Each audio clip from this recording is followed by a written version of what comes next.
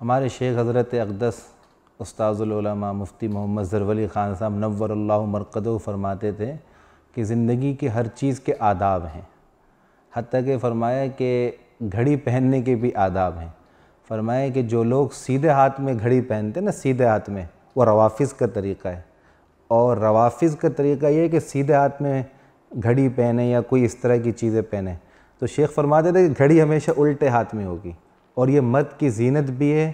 اور علماء کا طریقہ بھی ہے۔ اور ہم نے دیکھا کہ ہمیشہ ہمارے شیخ صاحب گھڑی الٹے ہاتھ میں پہنتے تھے، اور ایک یہ فرماتے تھے کہ مجھے ہمیشہ سفید گھڑی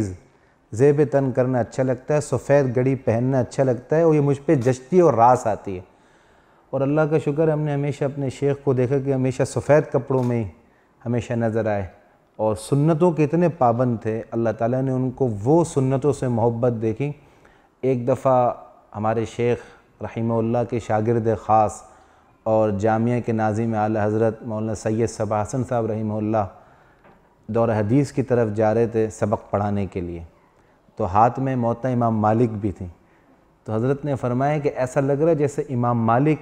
حدیث پڑھانے کے لیے جا رہے ہیں۔ تو لوگوں نے پوچھا کہ حضرت آپ نے اتنی بڑی بات کیسے کہہ دی؟ کہاں امام مالک رحمۃ اللہ علیہ اور کہاں سید صبا حسن صاحب؟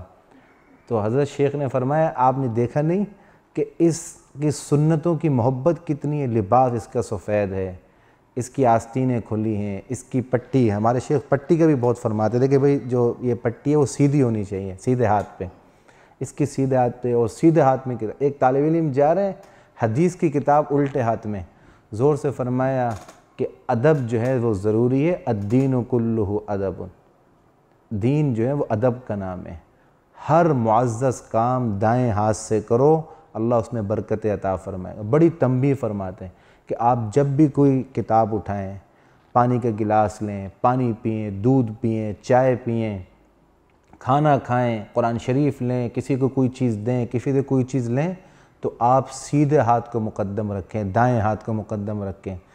دائیں ہاتھ پھر دائیں ہاتھ کیوں؟ اس لیے الایمن فالایمن، دایاں تو دایاں ہوتا ہے، قرآن کریم میں ہے اصحاب الیمین ما اصحاب الیمین، دائیں ہاتھ میں اللہ تعالیٰ نے بہت زیادہ برکتیں رکھی ہیں۔ اور ایک صورت میں اللہ تعالیٰ کا ارشاد ہے فَسَوْفَ يُؤَمَّا مَنْ أُوتِيَ كِتَابَهُ بِيَمِينِهِ، جس کو نامہ اعمال دائیں ہاتھ میں ملے گا، فَسَوْفَ يُحَاسَبُ حِسَابًا يَسِيرًا، اللہ اس کا حساب کتاب بہت ہی آسان فرما دے گا۔ تو امہات المؤمنین حضرت عائشہ صدیقہ رضی اللہ تعالیٰ عنہ فرمانے لگیں،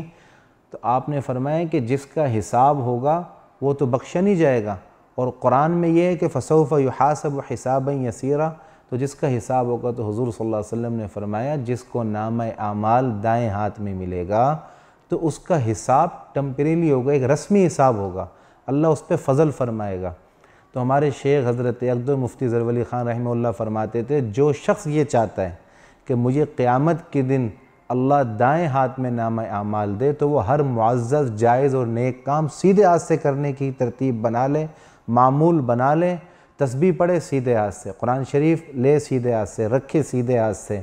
چابیاں لینا دینا سیدھے ہاتھ سے، پانی کا گلاس سیدھے ہاتھ سے، ہر نیک اور معزز کام سیدھے ہاتھ سے، انشاءاللہ اللہ تعالیٰ اس کام کی برکت سے قیامت کے دن اس کا نامہ اعمال سیدھے ہاتھ میں کرے گا۔